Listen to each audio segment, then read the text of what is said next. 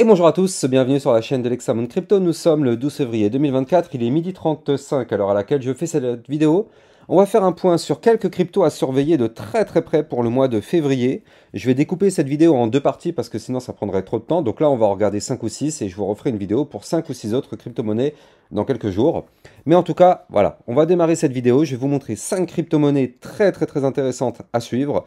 Allez, c'est parti. Mais déjà, ce qu'on voit, c'est que déjà, on a cette cryptomap qui est dans le rouge. Bien sûr, vous le savez, tout dépend intégralement du Bitcoin.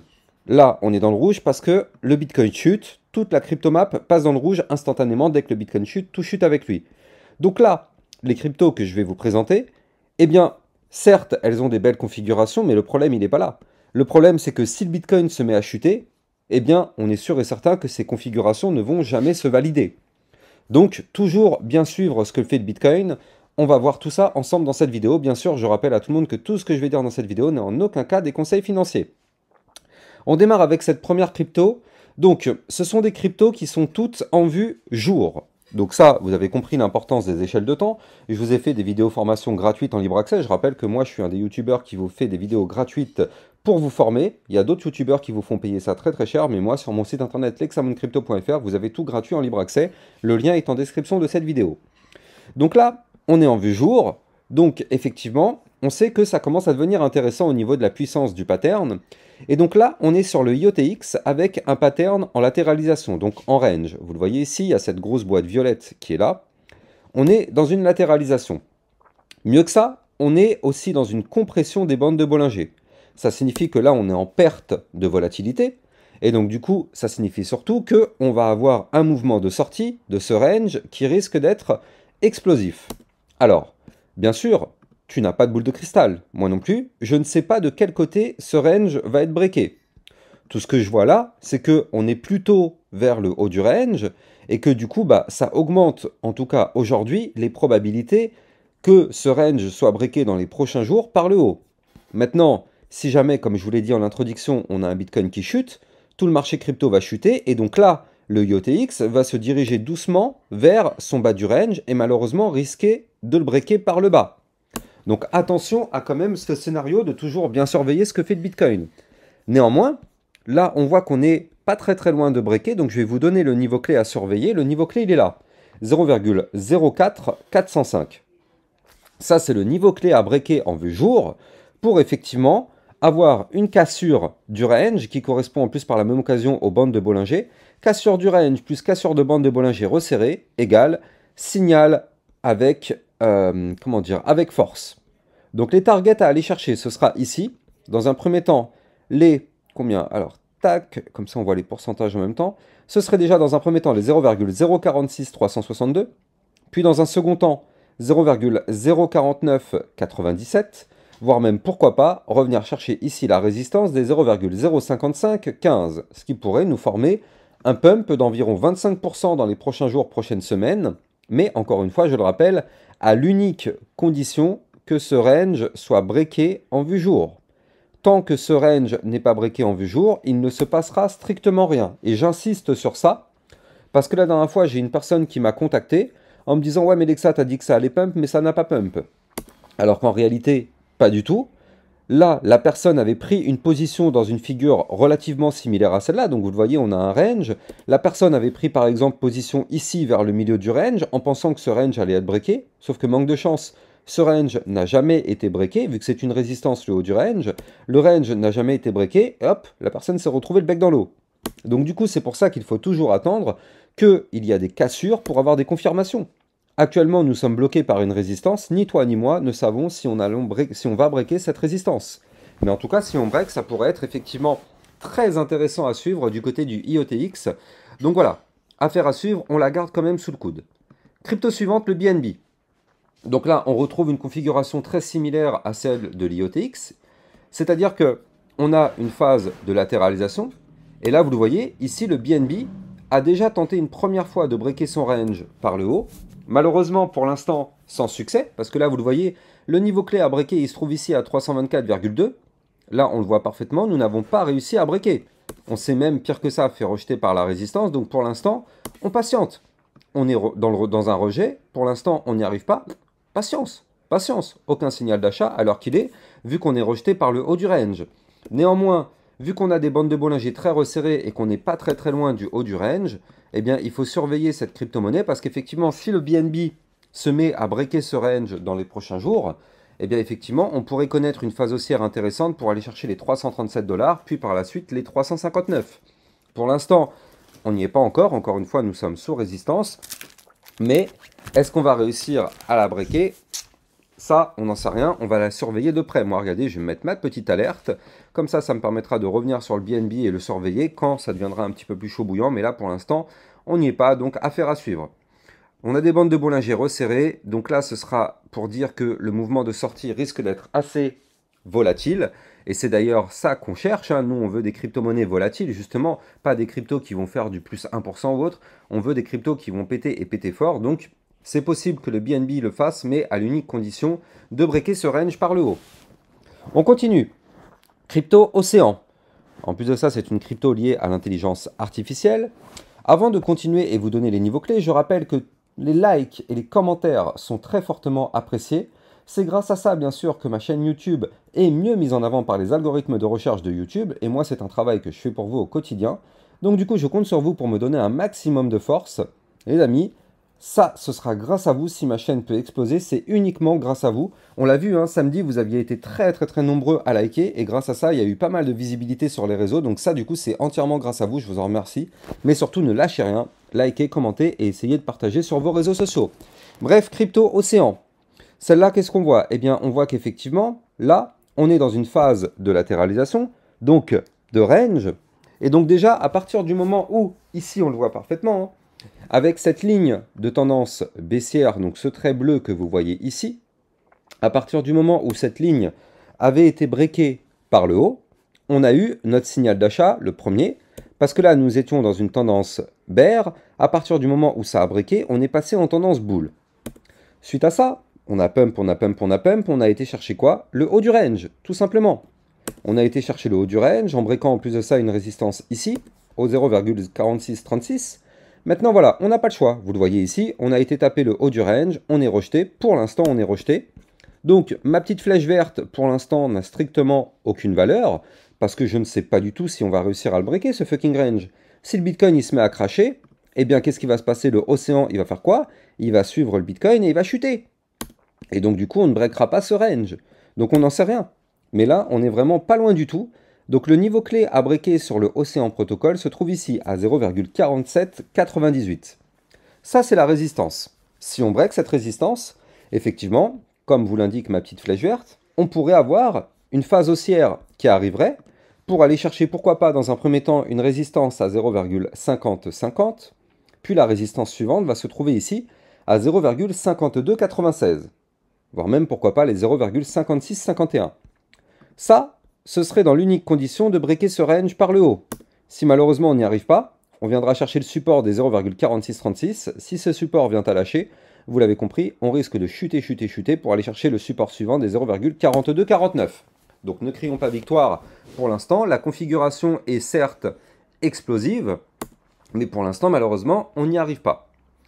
Mais ça peut arriver très bientôt, en tout cas. L'espoir y est. On est en haut de range, ça veut dire qu'à tout moment, ça peut péter. Affaire à suivre. Je rappelle que pour trader, il faut avoir les bases du trading.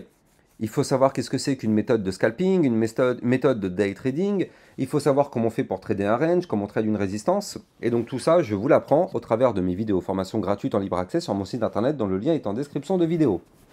Je rappelle aussi que si vous voulez trader toute cette volatilité, vous allez trouver mon lien de parrainage Binance en description de cette vidéo qui vous permet d'obtenir un bonus de 10% à vie sur vos frais de trading. Donc n'hésitez pas à taper dedans, allez en description de vidéo pour ce fameux lien.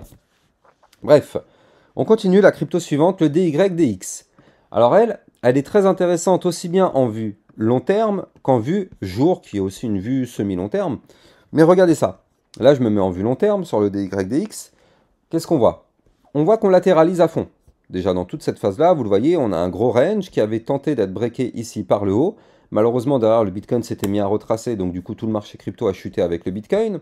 Mais là, on voit que le DYDX tente, pourquoi pas, de rebreaker de nouveau son range. Donc le haut du range, le niveau clé qu'il va falloir breaker, eh bien, il est tout simplement ici. Il se trouve à 2,989 $. Ça, c'est le haut du range qu'il faut breaker. Tant qu'on ne break pas ce niveau-là, on est bloqué. Ce qui est propre, techniquement parlant, c'est que là, en fait, on forme des W dans des W. Là, on a un gros W ici, et dans ce gros W, on voit des petits W. On en voit ici, on en voit ici. Donc ça, c'est une figure chartiste ultra bullish. Quand on voit des W dans des W, en plus de ça, très long terme, techniquement, c'est propre. Maintenant, on voit que là, en vue jour, ça devient très intéressant. Et pourquoi? Alors, attendez, ça, je vais le dégager. Visibilité. Hop, voilà, parfait. On voit qu'en vue jour, eh bien, on est en train de former ici un W, c'est-à-dire un double bottom. Premier bottom, deuxième bottom. Bien sûr, en vue jour, on retrouve ici des petits double bottom dans le gros double bottom. Donc ça, techniquement parlant, c'est très propre. Attention, ce double bottom n'est pas encore validé. On ne sait pas si ce double bottom va se valider ou pas, mais en tout cas, voilà, je vous l'ai dessiné ici. Pour ça, on n'a pas de choix. Il va falloir breaker la résistance des 3,162. Donc vous l'avez compris, on en est encore loin, mais on peut y arriver. Si le Bitcoin se met à remonter et à reprendre de la force, on sait que tout va remonter avec lui. Donc là, en tout cas, DYDX, à partir du moment où il break les 3,162, ça pourrait être intéressant. Et pourquoi? Parce que regardez ça, c'est quand même un double bottom à plus 29,48%, qui pourrait nous entraîner une phase haussière pour aller chercher la target de ce pattern, c'est-à-dire les 3,884. Or, si on regarde bien, les 3,884, en vue hebdomadaire, donc très long terme, ça veut dire quoi? Ça veut dire qu'ils seront au-dessus du haut du range et au-dessus du dernier point haut. Le dernier point haut sur le DYDX se trouve ici. Il se trouve à 3,447. Donc là, on a vu que la target serait encore plus haute que ces niveaux-là. Et donc, ça pourrait lancer clairement une sorte de bull run sur le DYDX qui pourrait juste exploser à ce moment-là. Mais on n'y est pas encore. On n'y est pas encore une fois. Ne crions pas victoire. J'insiste lourdement sur ça parce que je sais que malheureusement, il y a toujours des personnes qui achètent directement sans même savoir le pourquoi du comment. Et au final, si jamais le Bitcoin se met à cracher, ils vont se retrouver perdants. Donc toujours vraiment, le trading, il n'y a pas le choix. Le trading, ce n'est pas de la magie. C'est la phrase que je dis à chaque fois. Il n'y a pas de magie dans le trading. On ne peut pas s'improviser apprenti trader avec un coup de chance qu'on a eu une fois sur notre premier trade. Ça a fonctionné, hop, c'est bon, on est les meilleurs traders au monde. Non, c'est pas comme ça. On ne peut pas s'improviser apprenti trader. Il faut d'abord passer par des bases. Il faut vraiment passer par de l'approfondissement de compétences. Voilà, par des pertes aussi bien sûr, mais à éviter au maximum. Donc bref, on continue avec le sushi. Alors lui, le sushi, je vous en ai déjà parlé il y a quelques jours. Je vous avais dit qu'effectivement, il est à surveiller de près parce que regardez ça. Regardez ça, ces bandes de Bollinger, comment elles sont resserrées ici. Donc là, on le sait, on va avoir un mouvement de sortie très volatile. Ça, il n'y a pas de souci pour ça. Le mouvement sera volatile. Maintenant, question, est-ce que ce mouvement sera un mouvement haussier suite à la cassure du range par le haut? Ou est-ce que ce mouvement sera un mouvement baissier suite à la cassure du range par le bas? Ça, on n'en sait rien. On voit qu'on est plutôt vers le haut du range, donc ce qui permet d'avoir un espoir de tentative de cassure de range. Mais pour ça, il faut déjà breaker dans un premier temps la résistance ici au 1,1440. Puis surtout, la grosse résistance qui va nous empêcher d'aller plus haut, qui se trouve ici à 1,18. Si on arrive effectivement à breaker les 1,18, là, on pourrait connaître un mouvement volatile potentiellement haussier pour aller chercher dans un premier temps les 1,2099. Attendez, on va mettre les pourcentages de hausse. 1,2099. Puis pourquoi pas ici, résistance à 1,2875, voire même pourquoi pas aller chercher la résistance suivante des 1,4336 qui pourrait nous faire un plus 21,37%. Donc ça, c'est un mouvement qui pourrait nous attendre sur le sushi dans les prochains jours, prochaines semaines, à l'unique condition de breaker ce range par le haut. Et bien sûr que le Bitcoin pousse, parce que si le Bitcoin se met à cracher, ça réduit bien sûr les possibilités de breakout. Mais en tout cas, très intéressante à surveiller, parce que les bandes de Bollinger resserrées comme ça, on le sait pertinemment. On a déjà réussi sur ma chaîne YouTube à trouver plein de crypto-monnaies qui ont explosé grâce à ça. Bande de Bollinger très resserrée. On a un RSI à 51, donc c'est plutôt dans la neutralité. Hein. On est un tout petit peu plus dans la zone de surachat parce qu'on est au-dessus des 50, mais ça reste quand même très juste. Donc effectivement, c'est plutôt une zone de neutralité. Donc là, la configuration est plutôt propre. Maintenant, tout va dépendre intégralement du Bitcoin. J'ai envie de dire comme d'habitude, tout va dépendre de lui. Surtout qu'on le sait en ce moment, il a quand même une très forte dominance. On le voit, hein, à chaque fois qu'il fait un mouvement, bah, du coup, les altcoins réagissent, elles suivent le même mouvement. mais beaucoup moins fort. Par exemple, on voit que le Bitcoin a pas mal pump ces derniers temps, mais les altcoins n'ont pas forcément pump très très fort. Bref, on va terminer cette vidéo avec la crypto que je vous gardais pour la fin, EGLD. EGLD, très intéressante, et pourquoi?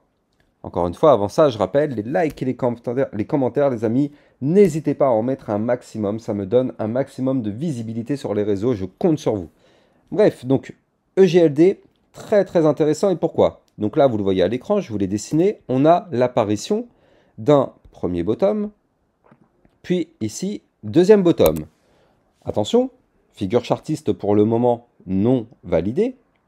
Je répète, figure chartiste pour le moment non validée. Ça, c'est pour toutes les personnes qui voudraient acheter en anticipation, un peu en FOMO, hein, mais ça, c'est une erreur de débutant. Hein, on n'achète jamais sur résistance, mais bref. Pour l'instant, la figure chartiste étant non validée, il n'y a aucun signal. Mais tout ce qu'on voit, c'est que là, on a quand même un très joli double bottom, ou bien on peut aussi y voir une sorte de tasse avec la petite anse sur le côté. Quoi qu'il arrive, dans les deux cas, c'est une figure chartiste bullish. Mais pour ça, il va falloir qu'on break en vue jour les 57,08. Ça, c'est notre résistance. Tant qu'on ne break pas cette résistance, inutile d'espérer quoi que ce soit, on n'ira pas plus haut. D'ailleurs, c'est pour ça qu'on est rejeté actuellement, parce que la résistance n'a pas réussi à être breakée. Et bien sûr, parce que le Bitcoin est en train de chuter aussi un petit peu.